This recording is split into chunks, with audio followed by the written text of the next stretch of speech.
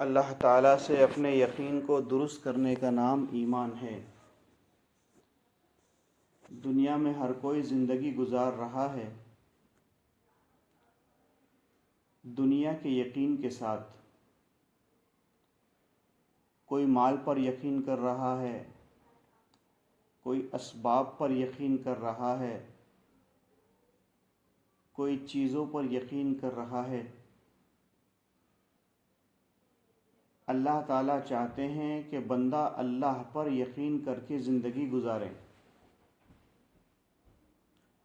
اس لیے اللہ تبارک و تعالیٰ نے انبیاء علیہ السلام کے سلسلے کو جاری فرمایا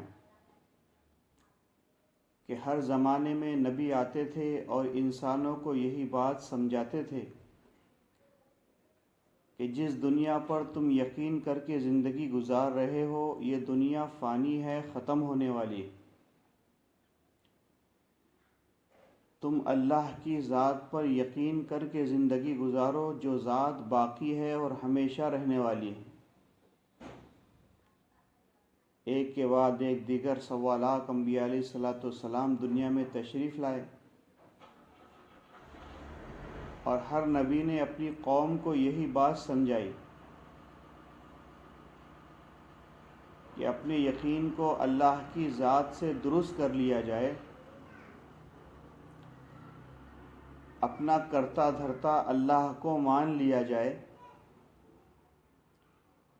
اور اپنے نفس کو اللہ کے احکامات کے حوالے کر دیا جائے، تو بندہ دنیا میں بھی کامیاب ہو جائے گا اور آخرت میں بھی کامیاب ہو جائے گا۔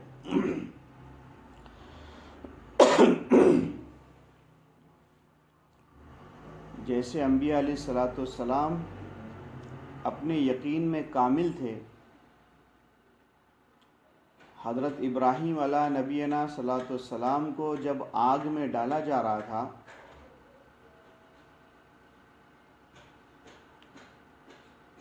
تو فرشتے حضرت ابراہیم علیہ السلام کی مدد کے لیے آئے۔ حضرت جبریل علیہ السلام ابراہیم علیہ السلام کی مدد کے لیے آئے اور ابراہیم علیہ السلام سے کہنے لگے، اے اللہ کے خلیل، اگر آپ اجازت دیں تو آسمان سے بارش برسا دے جس سے یہ آگ بجھ جائے، یا آپ اجازت دیں تو ایسی ہوا چلاتے ہیں جس سے یہ آگ اڑ جائے۔ ابراہیم علیہ السلام نے حضرت جبریل علیہ السلام سے پوچھا، پہلے تو مجھے یہ بتاؤ کہ یہ جو میرا معاملہ ہو رہا ہے، جو مجھے آگ میں ڈالا جا رہا ہے، کیا میرا اللہ یہ دیکھ رہا ہے؟ جبریل علیہ السلام نے عرض کیا کہ بے شک اللہ دیکھ رہے ہیں۔ تو ابراہیم علیہ السلام نے فرمایا کہ مجھے کوئی فکر نہیں ہے، آپ چلے جاؤ، اور یہ فرمایا کہ حسبنا اللہ نعم الوکیل، میرا اللہ میرے لیے کافی ہے۔ آپ اندازہ کریں کہ آگ میں ڈالا جا رہا ہے اور فرشتہ مدد کے لیے کھڑا ہے، تو ابراہیم علیہ السلام نے اپنے یقین کامل پر فرشتوں کی مدد کا بھی انکار کر دیا۔ یہ نہیں کہا کہ ہاں مجھے مدد کی ضرورت ہے، آپ آگ بجھا دیجئے، بلکہ یہ کہا کہ میرا اللہ میرے لیے کافی ہے۔ تو جب ابراہیم علیہ السلام نے اللہ کی کسی مخلوق کی مدد نہیں لی، اللہ کی کسی مخلوق کی مدد کو اپنے ساتھ شامل نہیں کیا، تو اللہ نے بھی بغیر مخلوق بھیجے براہ راست اپنی قدرت سے ابراہیم علیہ السلام کی مدد فرمائی، اور یوں کہا، یا نار کونی بردا وسلاما علی ابراہیم، اے آگ ٹھنڈی ہو جا۔ اللہ تعالیٰ چاہتے تو یہ بھی کہہ سکتے تھے کہ اے آگ بجھ جا، یا اے آگ ہوا میں اڑ جا، لیکن اللہ تبارک و تعالیٰ آگ سے حکم فرما رہے ہیں کہ اے آگ ٹھنڈی ہو جا، اور پوری دنیا دیکھ رہی ہے آگ جل رہی ہے، اس میں لکڑیاں جل رہی ہے، پرندے اس کے اندر جل کر گر رہے ہیں، لیکن ابراہیم علیہ السلام اس آگ میں اپنی زندگی کے مزے لے رہے ہیں۔ جب وہ آگ ٹھنڈی ہو گئی اور ابراہیم علیہ السلام اس آگ سے نکال لیے گئے، کسی نے ابراہیم علیہ السلام سے پوچھا کہ آپ کی زندگی کے سب سے اچھے دن کون سے؟ ابراہیم علیہ السلام نے فرمایا، میری زندگی کے سب سے اچھے دن وہ ہے جب میں آگ میں تھا۔ تو خوشحالی اسباب سے نہیں آتی، اللہ کے دینے سے آتی ہے۔ ہم سمجھتے ہیں کہ اچھا گھر بن جائے گا تو ہم خوش ہو جائیں گے، یا اچھا لباس پہن لیں گے تو خوشی ملے گی، یا اچھی غذائیں کھائیں گے تو خوشی ہوگی۔ اب ابراہیم علیہ السلام آگ میں ہیں اور اللہ تبارک و تعالیٰ ان کو خوشیاں دے رہے ہیں، اور وہ کہہ رہے ہیں میری زندگی کے سب سے اچھے دن آگ والے دن۔ تو اللہ تبارک و تعالیٰ نے اگر آپ کے مقدر میں خوشی لکھی ہے تو ساری تنگیوں میں وہ آپ کو خوشی پہنچا کر دکھائیں گے۔ اس لیے اپنے یقین کو اللہ کی ذات سے کامل کرنا کہ جو کچھ دنیا میں ہو رہا ہے سب اللہ کے کرنے سے ہو رہا ہے اور ہمارے اعمال کی بدولت ہو رہا ہے۔ ہم پر جو مصیبتیں آتی ہیں، ہم پر جو پریشانیاں آتی ہے، ہم پر جو آفتیں آتی ہے، وہ ہمارے اعمال کے کرتوت ہوتے ہیں۔ ہم جیسے اعمال کرتے ہیں اللہ کی طرف سے ویسے فیصلے آتے ہیں۔ آج ہمارے اعمال اللہ کے پاس خراب جا رہے ہیں تو اللہ کی طرف سے خراب فیصلے آ رہے ہیں۔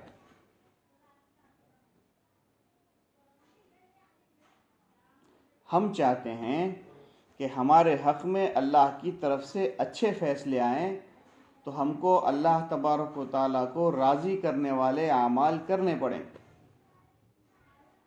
اگر ہم نے اللہ کی رضا والے اعمال کیے ہیں تو پھر ہمارے حق میں یقین جانیں، اگر ہمارے پاس گھر نہیں ہوگا کوئی فرق نہیں پڑتا، اچھا لباس نہیں ہوگا کوئی فرق نہیں پڑتا، اچھی غذائیں نہیں ہوگی کوئی فرق نہیں پڑتا، سونا چاندی نہیں ہوگا کوئی فرق نہیں پڑتا، اللہ ہم کو خوشیاں دے کر دکھائیں۔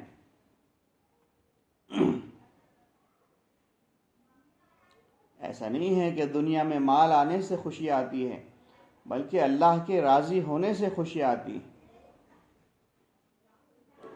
آج 24 گھنٹے اللہ کو ناراض کرنے والے اعمال ہم کر رہے ہیں تو پھر فیصلے بھی اللہ ہمارے برخلاف دے رہے ہیں۔ آپ دیکھیے رمضان کا کتنا بڑا مبارک مہینہ کیسے گزر گیا، ہم نے کیا کچھ اس میں کما لیا۔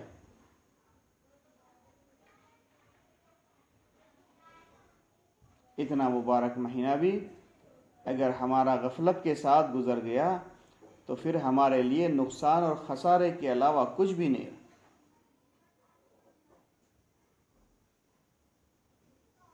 اس لیے اپنے یقین کو سب سے پہلے کامل کرنا یہ ایمان کا تقاضا ہے۔ یقین کامل ہوگا 4 چیزوں کی حفاظت کے راستے سے۔ ہمارا یقین بنے گا 4 راستوں سے۔ ان 4 راستوں کو صحیح کر لیں، ہمارے سینوں میں یقین اترتا چلا جائے۔ دنیا کا یقین بھی ان 4 راستوں سے آتا ہے اور آخرت کا یقین بھی ان 4 راستوں سے آتا ہے۔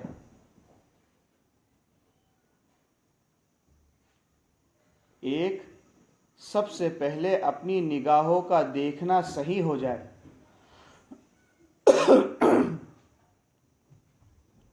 سب سے پہلے ہماری نظر کا دیکھنا صحیح ہو جائے. اگر ہماری نظر صحیح ہے، کیونکہ آنکھ جو چیز دیکھتی ہے اس کا یقین دل میں اترتا جاتا ہے. اچھا مکان دیکھا تو دل میں خیال پیدا ہو گیا کہ مجھے بھی ایسا بنانا ہے. اچھی گاڑی دیکھی، دل میں خیال آیا کہ مجھے بھی لینے.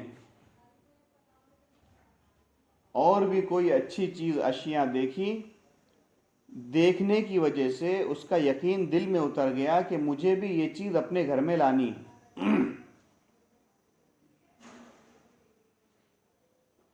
ایک ہماری آنکھوں کا دیکھنا صحیح ہو جائے. اگر ہماری آنکھیں حرام دیکھتی ہے تو پھر قرآن پاک کو دیکھنے میں مزہ نہیں آئے گا. ہاں،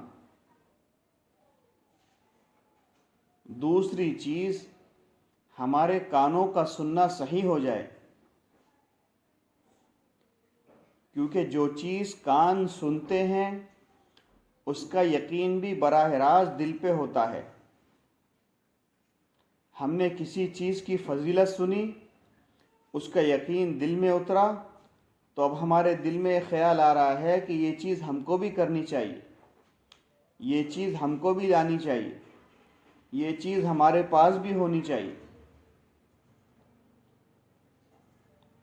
ہمارے کانوں کا سننا صحیح ہو جائے. جو کان حرام سنتے ہوں اور جو کان گانے سنتے ہوں اور جو کان اللہ کی نافرمانیاں سنتے ہوں، پھر ان کو قرآن سننے میں مزہ نہیں آئے گا، پھر ان کو دین کی بات سننے میں مزہ نہیں آئے گا، پھر ان کو اللہ کا کلام سننے میں، اللہ کا ذکر سننے میں مزہ نہیں آئے گا.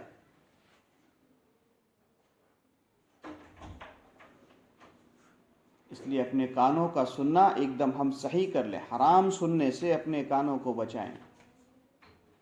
خصوصاً گانوں سے اپنے کانوں کو بچائیں. سب سے زیادہ دل میں ایمان کو ختم کرنے والے اور سب سے زیادہ دل میں نفاق پیدا کرنے والے گانے ہوتے ہیں. موسیقی، میوزک کو منع کیا گیا، بلکہ یوں فرمایا کہ میوزک کے آلات کو توڑا جائے.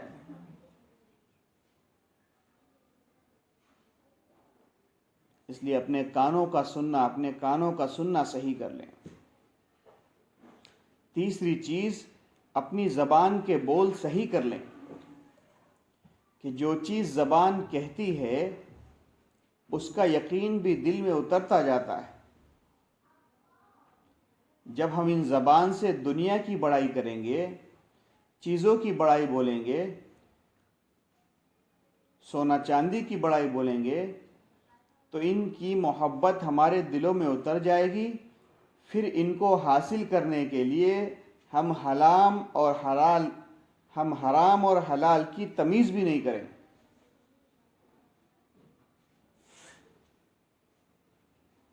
اس لیے اپنی زبان کا بہت احتیاط کے ساتھ استعمال کریں.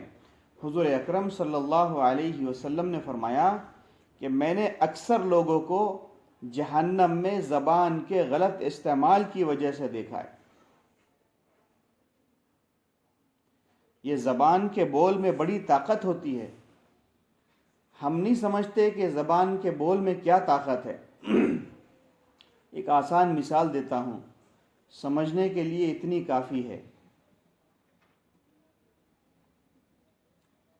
ایک عورت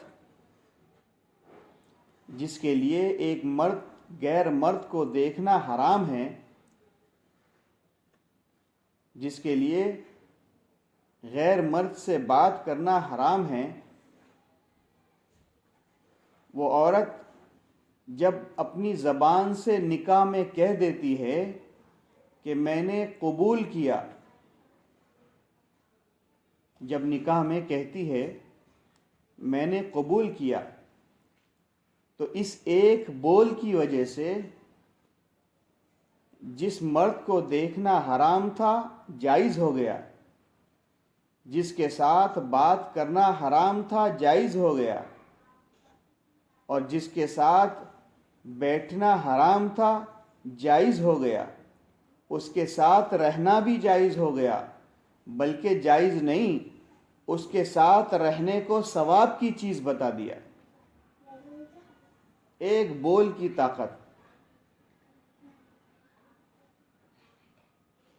اور کسی عورت کے ساتھ کوئی مرد 10 سال سے رہ رہا ہے، اور 20 سال سے رہ رہا ہے، اور 30 سال سے رہ رہا ہے، اور اس نے اپنی زبان سے بول دیا کہ میں نے طلاق دے دیا، تو اب جس کے ساتھ 20 سال سے زندگی گزار رہا تھا اس کو دیکھنا بھی حرام ہو گیا، اس کو بات کرنا بھی حرام ہو گیا،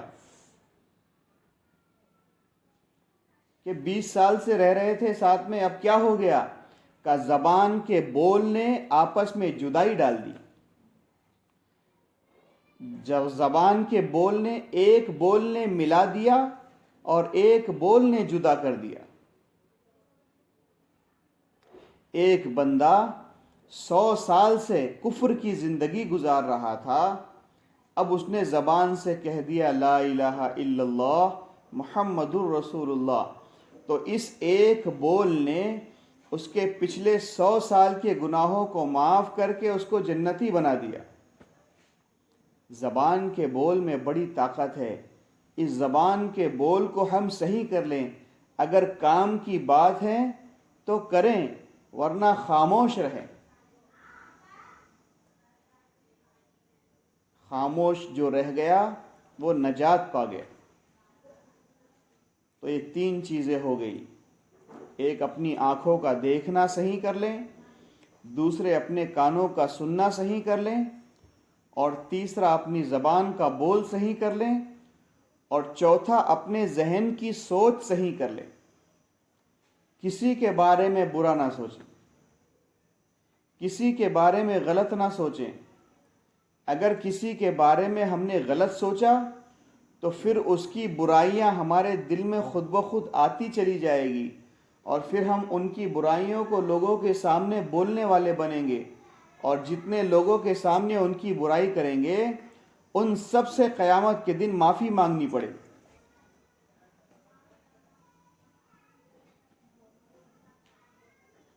اس لیے اپنی سوچ کو صحیح کر لیں، سب کے بارے میں اچھا سوچیں،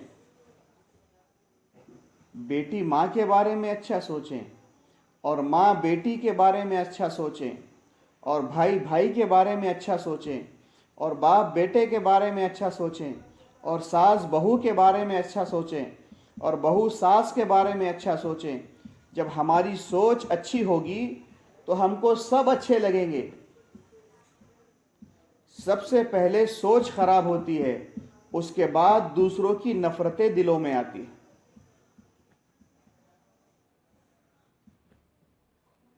سب سے پہلے سوچ خراب ہوتی ہے۔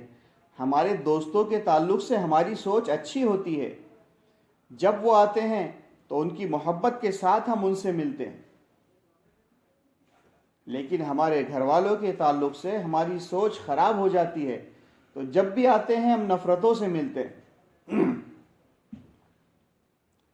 تو نفرتیں آپس میں دشمنیوں کو وجود دیتی ہیں۔ جب یہ 4 چیزیں ہماری صحیح ہو جائے گی تو ان چیزوں سے نکلنے والے اعمال براہ راست ہمارے دل میں اتر کے ہمارے یقین کو درست کر دیں گے، اور جب ہمارا یقین درست ہو جائے گا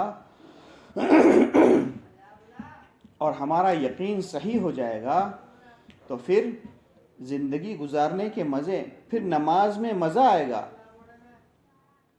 آج ہمارا یقین کمزور ہے، اس لیے نماز میں بھی مزہ نہیں آتا۔ جب ہمارا یقین مضبوط ہو جائے گا تو تلاوت میں مزہ آئے گا۔ جب ہمارا یقین مضبوط ہو جائے گا اور ہمارا یقین درست ہو جائے گا تو اللہ کا نام لینے میں، اللہ کا ذکر کرنے میں مزہ آئے گا۔ جب ہمارا یقین درست ہو جائے گا تو پھر ایک دوسرے کے ساتھ اچھا سلوک کرنے میں ہم کو مزہ آئے گا۔ جب یقین درست ہو جائے گا تو میری ماں و بہنوں، پھر ساری زندگی سکون، اطمینان اور راحتوں کے ساتھ گزرے گی۔ پھر سکون، اطمینان، راحتوں کے لیے اسباب کی ضرورت نہیں پڑے گی۔ یہ اجتماعات اسی لیے ہوتے ہیں کہ اجتماعات میں جا کر اپنے یقین کو درست کرنا اور مستقل اپنے گھر میں رہ کر اس کی محنت کرنا۔ صحابہ کے یقین کے واقعات پڑھیں، انبیاء علیہ السلام کے یقین کے واقعات پڑھیں۔ جب ان چیزوں کو ہم پڑھتے رہیں گے، اپنے گھروں میں اس کا ماحول بنائیں گے، تو پھر اس راستے سے ہمارا یقین درست ہوگا اور زندگی گزارنے میں لذت اور مزہ محسوس ہوگا۔ اس یقین کو سیکھنے کے لیے کہ دنیا میں رہتے ہوئے یہ ہمارا یقین بگڑا ہے، اور دنیا میں اپنے گھر پہ رہتے ہوئے ہمارا یقین بگڑا ہے، تو اپنے گھر پہ رہ کے درست نہیں ہوگا۔ اس لیے فرماتے ہیں ہجرت کیا کریں، اللہ کے راستے میں نکلیں اور مستقل اللہ کے راستے میں چل کے اپنے یقین کو درست کریں۔ جب ہمارا یقین درست ہوگا پھر ہر چیز میں لذت محسوس ہوگی۔ کئی لوگ اور کئی ماں بہنیں ایسی ہیں جو اللہ کے راستے میں گئی، اپنے یقین کو درست کیا، آج کئی سال ایسے ہو گئے ان کی تہجد بھی فوت نہیں ہوتی۔ کیوں نہیں ہوتی؟ مزہ آتا ہے اس لیے تو عمل کرتے ہیں۔ جس چیز میں ہم کو لذت محسوس ہوتی ہے اس کام کی ساری مشقتیں ہم برداشت کرتے ہیں اور پھر اس عمل میں ہم لگ جاتے ہیں۔ اس لیے گزارش ہے آپ سے کہ آئندہ رمضان کے بعد اجتماع اگلے سنیچر سے 3 بجے سے 4 بجے تک ہوگا، اس میں بھی آیا کریں، اپنے آس پڑوس کی بہنوں کو لے کر آیا کریں۔ اور خصوصاً پچھلے بار بھی میں نے بات کہی تھی کہ ہماری جو کالجز میں پڑھنے والی بچیاں ہیں، 10ویں کے آگے کی جو بچیاں ہیں، ان کو بھی خاص طور سے اس ماحول میں لایا کریں۔ ماحول کے اثرات ہوتے ہیں۔ جس ماحول میں ہماری زندگی گزرتی ہے اس ماحول کا اثر ہمارے دل پہ ہوتا ہے۔ دنیا کے ماحول میں گزرے گی تو دنیا کا اثر ہمارے دل پہ ہوگا، دینی ماحول میں گزرے گی تو دینی اثر ہمارے دلوں پہ ہوگا۔ اس لیے ان کو خصوصاً اس مجلسوں میں لایا کریں اور اپنے گھر کے مردوں کو اللہ کے راستے میں بھیجیں۔ اب رمضان ختم ہو رہے ہیں، ماں بہنوں کی بھی جماعتیں بنے گی، تو اپنے محرم کے ساتھ آپ خود بھی اللہ کے راستے میں نکلیں اور اس راستے کی برکتوں کو آپ خود اپنی آنکھوں سے دیکھیں۔ اللہ نے اس مبارک محنت میں اتنی برکتیں رکھی۔ اللہ تعالی ہم سب کو عمل کرنے کی توفیق عطا فرمائے۔ دعا کر لیں گے، دعا کے بعد میں جو بہنیں نام لکھا